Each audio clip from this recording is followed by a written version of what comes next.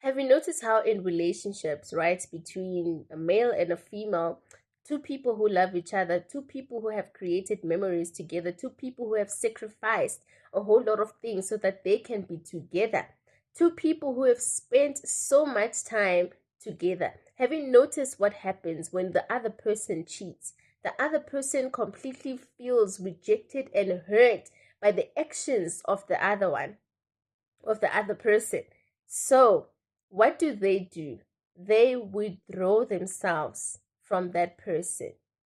They try by all means to forget the memories that they've created together. They even try by all means to forget, they throw away the gifts that the other person had bought for them.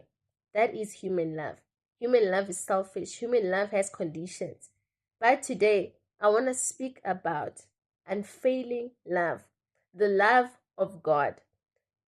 We are basically cheating on God.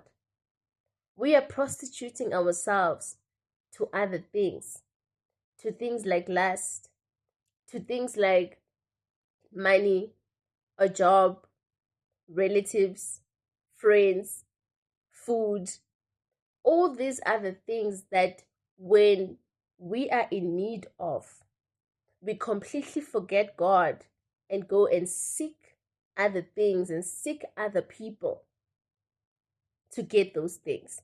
But we forget that God is the creator of the heaven and earth. He is the creator of even those people that you go to consult so that you can get these things that you lack. So I just remembered the story of Hosea. And Hosea was a prophet that God told to go and marry a prostitute. And that was supposed to give us a picture of how we treated God, how the relationship between the children of Israel and God was at that moment. The children of Israel were prostituting themselves to the god of Baal.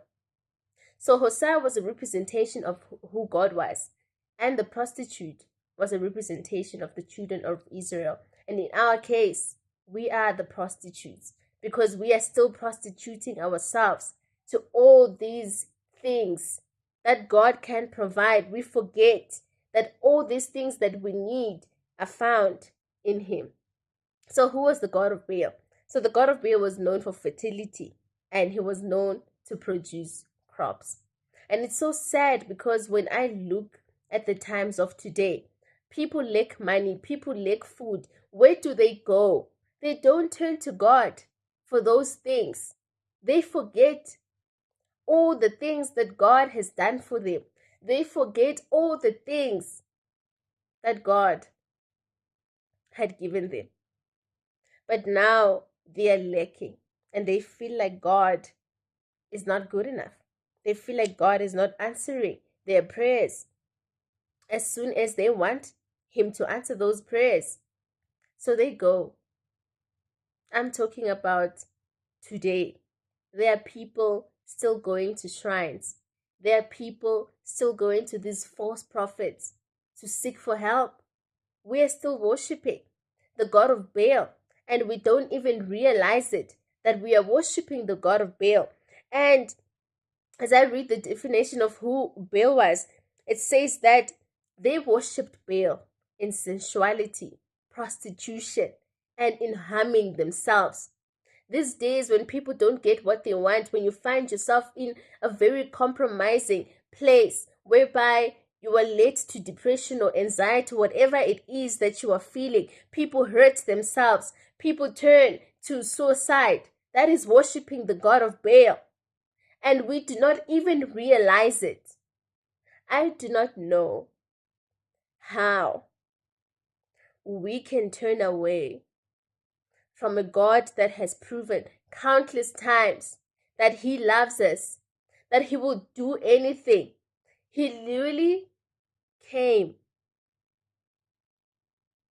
turned into human, so that He can show us, so that He can model how we are supposed to be walking, to show us that even if you are put in a compromising place, you can still conquer.